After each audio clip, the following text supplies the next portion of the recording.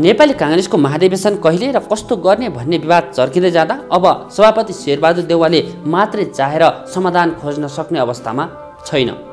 बाहिरबाट देउवाले नै रोकिरहेको जस्तो देखिए पनि वास्तविक समस्या भने उनकै पक्षभित्र खुलेको असहमति हो।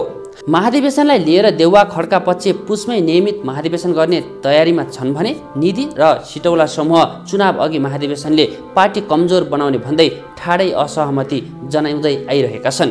यही कारण कांग्रेसमा दुईधार बनेको छ र विवाद झनै गहिरिँदै गएको छ।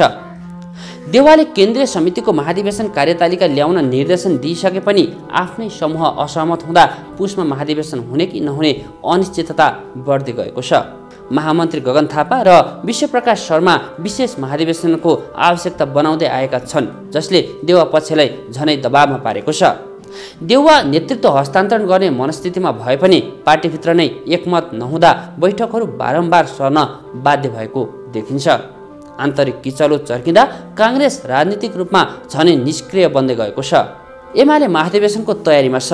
प्रचण्ड माधव समूह सक्रिय छ। राष्ट्रिय स्वतन्त्र पार्टी सहित अन्य दलहरू चलायमान छन्। तर कांग्रेस भने महाधिवेशन विवादमै जटकडिरहेको छ।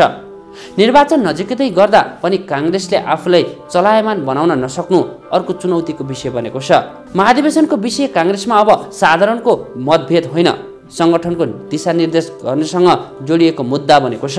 देउवाले आफ्नै नेताहरूलाई एकताबद्ध बनाउन नसके पार्टीभित्र विभाजन जोखिम बढ्दै गएको चर्चाले कांग्रेसभित्र तनाव चुनिँदै गएको छ।